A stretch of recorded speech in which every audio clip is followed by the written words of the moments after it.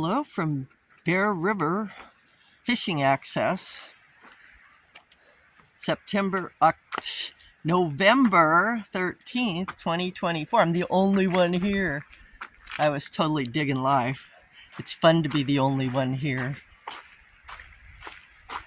It's happened before, but of course it's raining out. That's why I'm the only one here. A lot of people don't come down in the rain.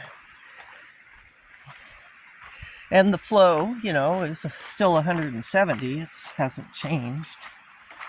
The only difference is today is raining. Hooray! So, and, I know that Rollins is filling up because we've had probably 1.5 inches total so far this season. And so they're filling up because it's a flashy watershed, but they're not giving us a pulse flow, but they're filling up their reservoir, and that's important too. Hopefully it'll fill up soon and we'll get the pulse flows that we should be getting with the fall weather, because we're getting the rain, so the flow should follow course. There is a little tiny watershed below the dam, but this river claims its whole watershed. It says, "Where's my pulse flow?" Creator is providing the water you need to provide for the river. It's a circle. It's a circle of abundance. The water goes down to the ocean. The wind and the sun evaporate the water, and it goes into the sky and the air and comes onto the land in so many different ways. Fog, dew, clouds, and all kinds of snow, and all kinds of different ways. And goes back into the earth, goes through the earth and down the rivers. But another thing I was noticing, we used to have all kinds of springs in the olden days, and the Indians, to hear them, they put a house by a spring because there was so many. The earth water was abundant, and it surfaced as clean, pure water, spring water. Now we're sucking everything out. There aren't hardly any springs. Everything's sucking out and sunken down, and the surface water sucked out, the groundwater sucked out. We've reversed the whole process, and now we get atmospheric rivers and no springs, no water coming up out of the ground as a blessing from our Mother Earth because of the way we've treated things. It's our whole culture. I was reading the Delta Water Quality Update, and the perspective that it is written from is notable. If you believe in the living earth and then you read this thing, you understand that a little tiny robot has seized control of our water system, and it's all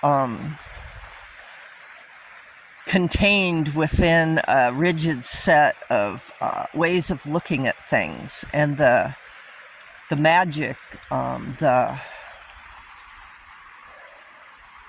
the unknown, the great mystery is not there.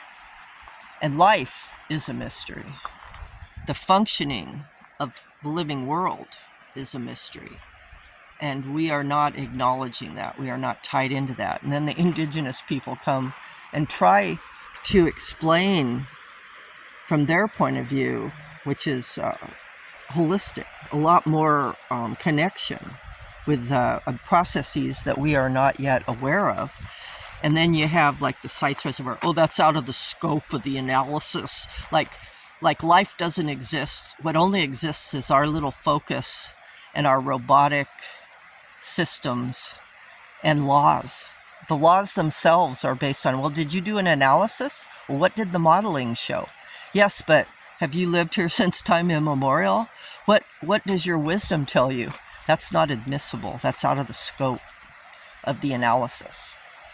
What did the trees say? What did the rocks say? What does the river tell you? What needs to happen? How can we have a sustainable living system?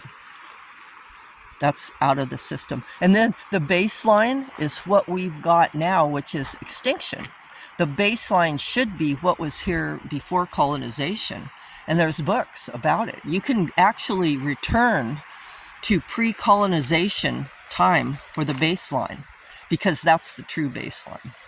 when the Indians were managing things. And actually the beavers managed the water, because their view of looking at things was in awe and wonderment and respect and joy of the amazing world around us. And unfortunately, a lot of that's gone now.